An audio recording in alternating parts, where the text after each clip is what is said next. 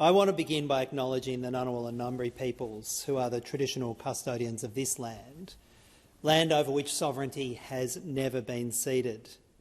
I also want to acknowledge all the First Nations peoples in this chamber from across the political spectrum, and to particularly pay tribute to the contribution of my colleague, Senator Dorinda Cox, a strong Yamatji Noongar woman, a proud representative of her state of Western Australia, who I might say has shown genuine leadership in this debate within our party and in the broader national debate.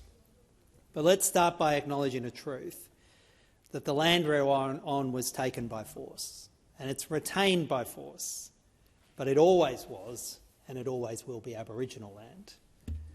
I welcome the opportunity to speak in support of this bill, which will allow for a referendum on whether or not to amend the Australian Constitution to recognise Aboriginal and Torres Strait Islander peoples as the first peoples of Australia, and to establish an advisory body known as the Aboriginal and Torres Strait Islander Voice, which will be able to make representations directly to Parliament and the Executive on matters relating to Aboriginal and Torres Strait Islander peoples. On one view, how could this possibly be controversial? The Greens were the first party to endorse the statement from the heart in full. And while we do support this voice referendum, we acknowledge it is just one step towards the greater goal of First Nations empowerment and justice.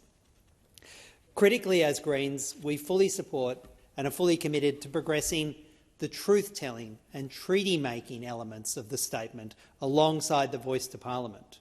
Truth, treaty and voice. These are the core elements of the statement from the heart, and I want to acknowledge we have so much more to do to achieve that package in this place. Before this year's Joint Parliamentary Committee's recommendation to pass the bill, the 2018 Joint Select Committee on Constitutional Recognition relating to Aboriginal and Torres Strait Islander peoples was asked to consider the work of the 2012 expert panel, the previous Joint Select Committee, Statement from the Heart, the Referendum Council. That committee also concluded by recommending a detailed design process for both a national voice and local and regional voices.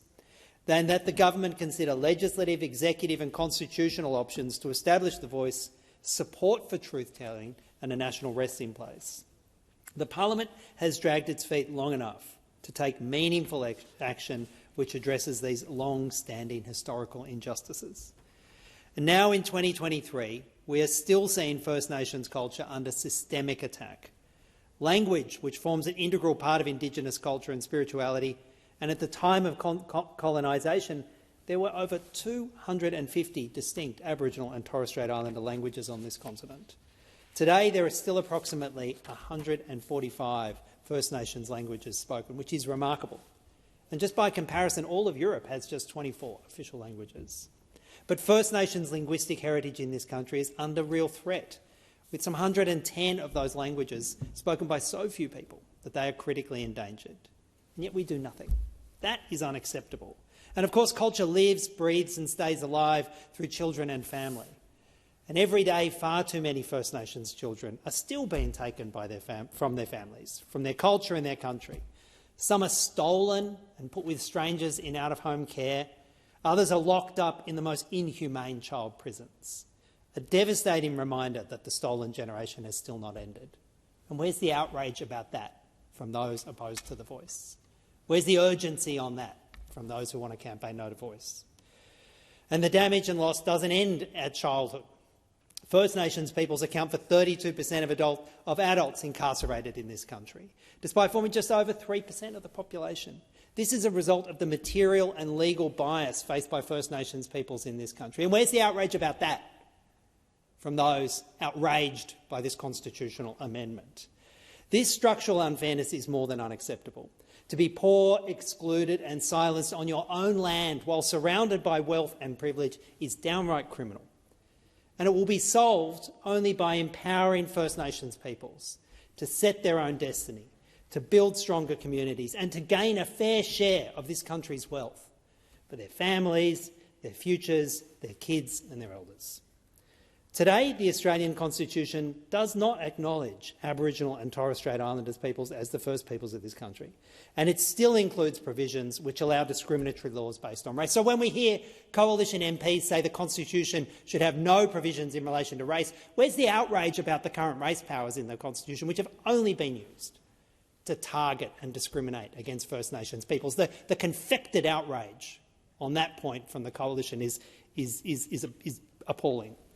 Now, a successful referendum can and must be the start of what will be decades of positive change for First Nations peoples, guided by them, that moves us towards truth-telling, treaty-making and self-determination. And I repeat, as Greens, we are committed to working towards this. A constitutionally enshrined voice for First Nations peoples has seen support from all parts of civil society, both within First Nations communities and outside.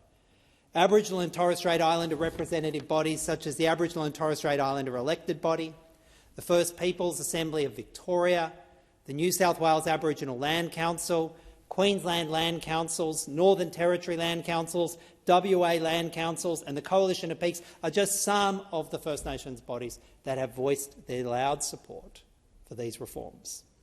And Australia's Race Discrimination Commissioner, Mr Chintan, stated that the voice is a tool for realising the right to self-determination and one that will, and I quote, help better outcomes for First Nations peoples. The Law Council of Australia, the Federation of Ethnic Communities Councils of Australia and Multicultural Australia and many other groups, including professional sports clubs, have raised their support for the voice to Parliament. This referendum is about recognising and respecting the First Peoples of this country and their culture, a culture that is the oldest continuous living culture in the world, a culture that has looked after this land, looked after their kids, looked after their peoples for over 65,000 years. We're just but a blink in the eye, this institution, a blink in the eye, a blink of the eye in comparison to that history.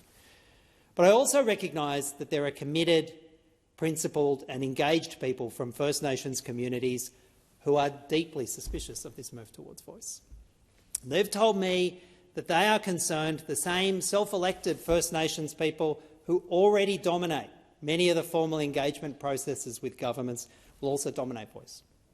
They ask quite rightly, how will First Nations peoples on the ground, in towns in my home state of New South Wales like Brewarrina or Burke or Wilcannia, how will they be heard and represented in this new voice?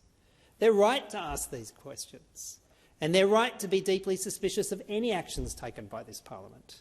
I understand the scepticism. I understand the pushback. It comes from experience and it needs to be respected. I've heard from so many First Nations mums and grandmothers who tell me of the fear they have of the government white cars driving into their neighbourhoods to steal their kids. I've listened to them tell me of the panic they felt and desperate moves to hide their kids when fax or docs drives into their street. I've listened to young First Nations people who tell me their main engagement with government is being hassled on the street by police when their only crime is being black in public. I've seen First Nations elders crying when their pleas to protect their country from mines, bulldozers and loggers are ignored and the wounds are then torn deep in their culture and spirit. And I've seen time after time how this place ignores those cries. You can't hear those truths and be anything other than suspicious of government. This place, this parliament, far more often damages than helps First Nations communities with the laws and decisions it makes, and the pleas and calls it doesn't listen to. However, we also need to have hope that we can learn from this, turn the ship around, start making decisions that empower the people who know best how to advance the interests of First Nations peoples, which is, of course, First Nations peoples themselves. That's the hope of the voice, and that's what I'll be voting for.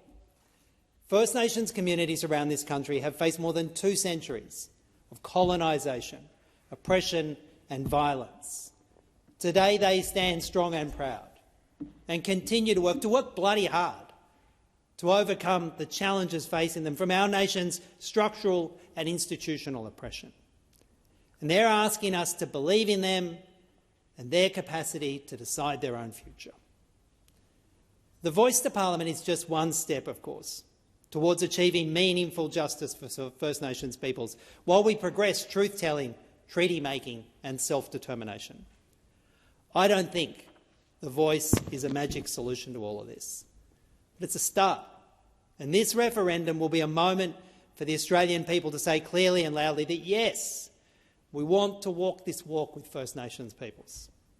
Together we can take that first step on voice and also travel together along the harder, the longer path of truth-telling and treaty-making. But all hard journeys start with a first step. Let's take that step today and vote yes on this bill. Thank you, Senator Shoebridge. I call Senator White.